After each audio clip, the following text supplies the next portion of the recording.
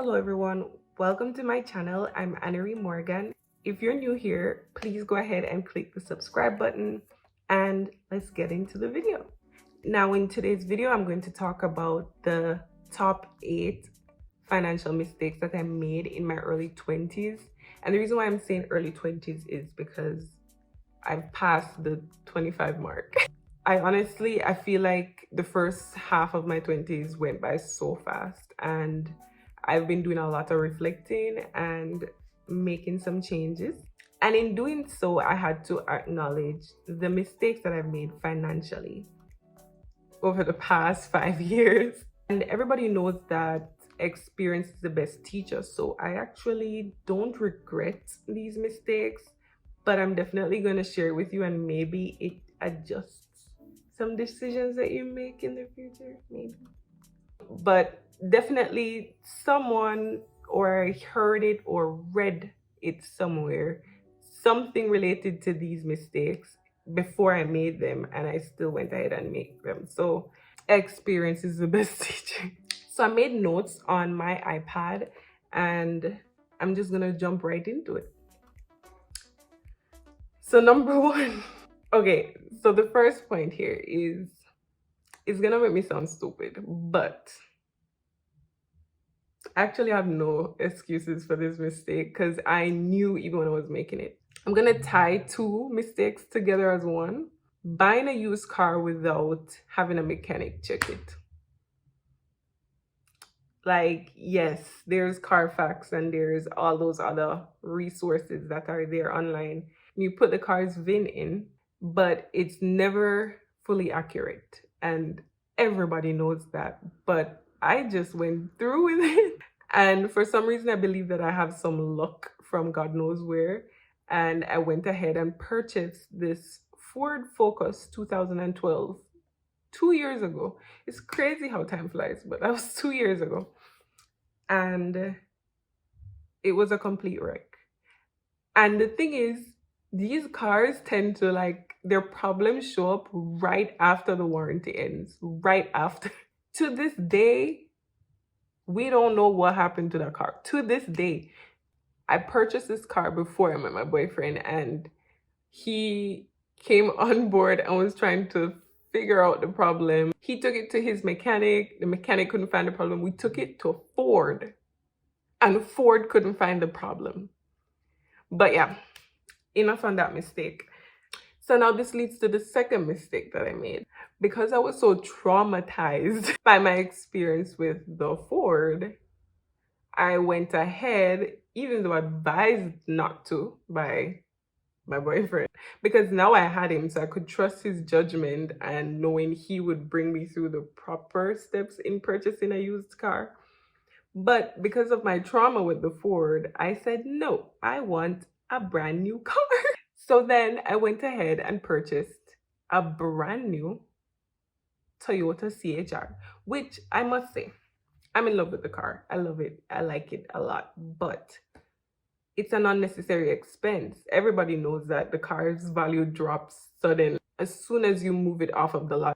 I wanted a car that I knew the history of, and the only way I would 100% know the history is if I was the first person to purchase it. That was my mindset, and I'm not gonna lie, there is a peace of mind with it, but it's an unnecessary expense. So my second error, why am I laughing before each of these?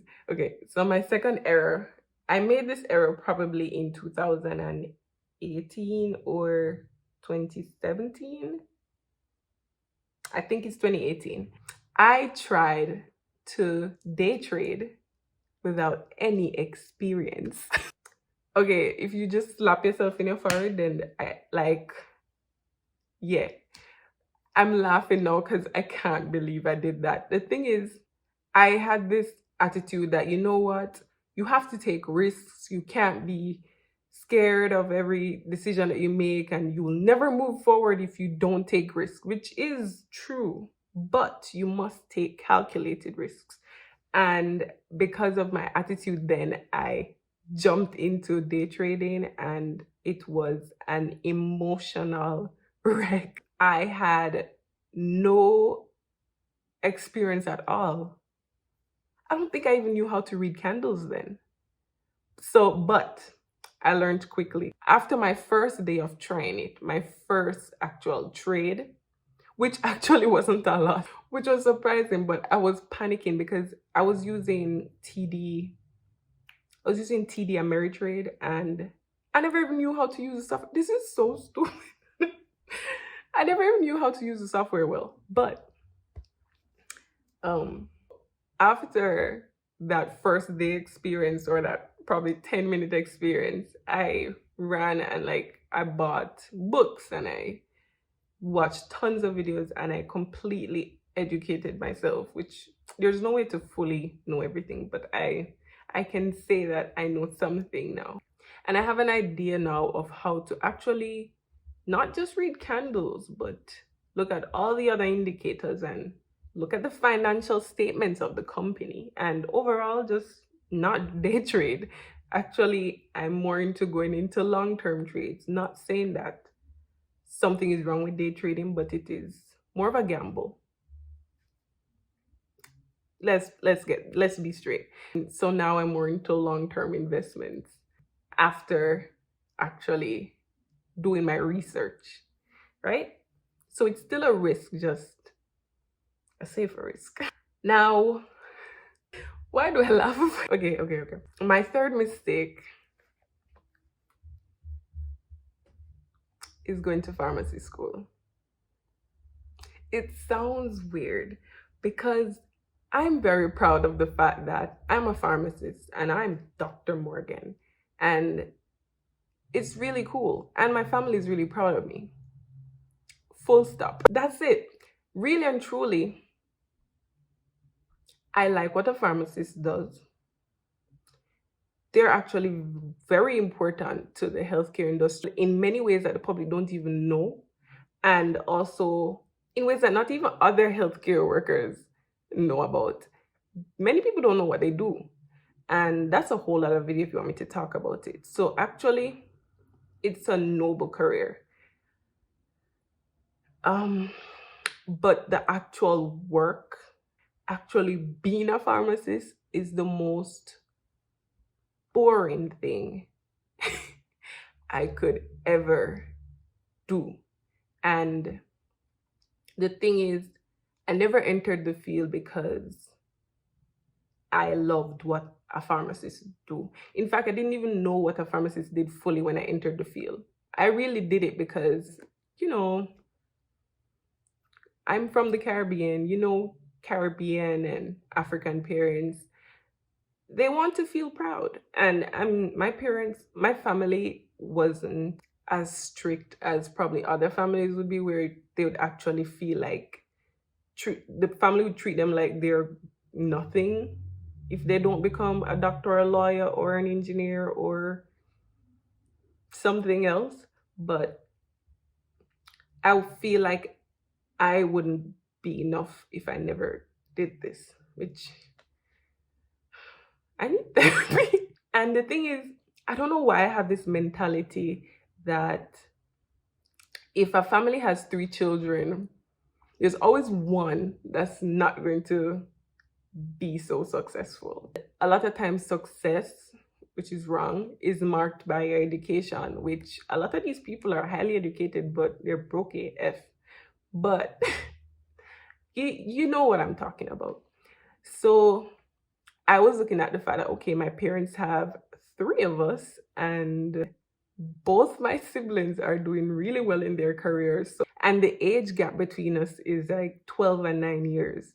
So when I was still in high school, they were actually in and building their career. So I already knew they were successful before I started my career path. So I had anxiety thinking that I was that child. I was determined to not be that child. I chose pharmacy because I liked pharmacology, but then pharmacology is kind of an iffy field, meaning you have to be an innovative person and have a direction that you plan for yourself when you choose a degree like that. Versus with pharmacy, it's a straight degree. Like, you go to pharmacy school and be a pharmacist. Now, you can still do the careers that a pharmacologist or a pharmacology degree would give you, or pharmaceutical industry. But if I'm being honest, the degree really tailors you towards going to Walgreens, CVS, and so forth, and going into hospital pharmacy. Well, especially the school I went to. So the reason why I'm saying it's a mistake is that I really just did it because I didn't want to be that child. And I also wanted it to be a backup plan whenever I do go after what I really want to do. But if I'm being honest, it is a very expensive backup plan, which is why it's one of my financial mistakes. A lot of persons who are in the field where I want to, where if it's even to go into the pharmaceutical industry side, a lot of them don't have PharmDs. A lot of them just have a degree in biology, chemistry. Some of them don't even have some of them don't even have a science background because they just started in a company or started to gain their experience way earlier and then work their way up, which is good. And then I also have other goals outside of this, which have nothing to do with the pharmacy degree. So overall, my point is it's a very expensive backup plan. I think I've exhausted that point. Okay, so my fourth point is good one after this. My fourth point is pleasing people. If I wasn't trying to please other people, I probably would not have had the humongous student loan debt that I now have. If you try and please people, you will never, ever, ever succeed. It's not possible to make anybody but yourself proud. So if you're doing something, do it because you want to do it, not because people can talk about it and say they're proud of you. If I was really going after what I really wanted and the direction I wanted to go, I could have been on the same path, but a lot faster. A lot of times you have to trust yourself and you have that intuition and go with it. And as long as it's a calculated thing that you're doing, so you're not just bum rushing like I did with trading, you know what you're doing. Sometimes you just have to go ahead with what you want to do. The next point that I have is not valuing time. At the end of the day, it's really the time that you have that is more valuable than the money. You actually want to have money so you can have a better time in our lives.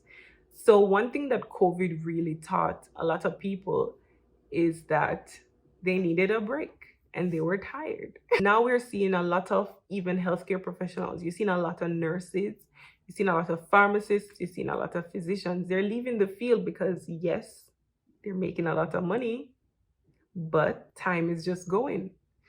They're not there to actually spend the money. So COVID really shifted the mindset of people in thinking that, okay, I need to find another way of making this money where I'm not doing a burnout.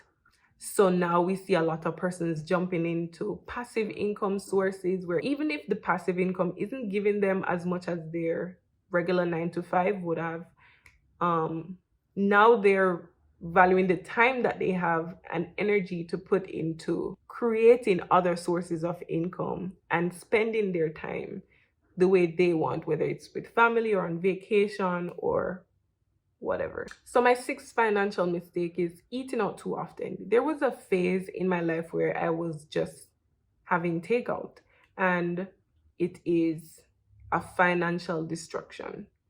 It makes absolutely no sense. And if at least the food was healthy, then I would say, okay, you're saving time by buying food and takeout. Now, the reason why I was doing this almost every single day was one, I didn't even know how to cook then. And two, my life was really busy where I was doing a commute from New Jersey to New York to go to school. So I would leave home at probably 6:30 in the morning and reach home like 7 p.m. at night by the end of all of that commute. And by the time I get home, I would be so tired that cooking wasn't an option. Saying I was hardly home is definitely an excuse. There was definitely time on the weekends or Fridays I never had school to figure out how to cook and do some meal planning and definitely put that money to better use, some investment or something.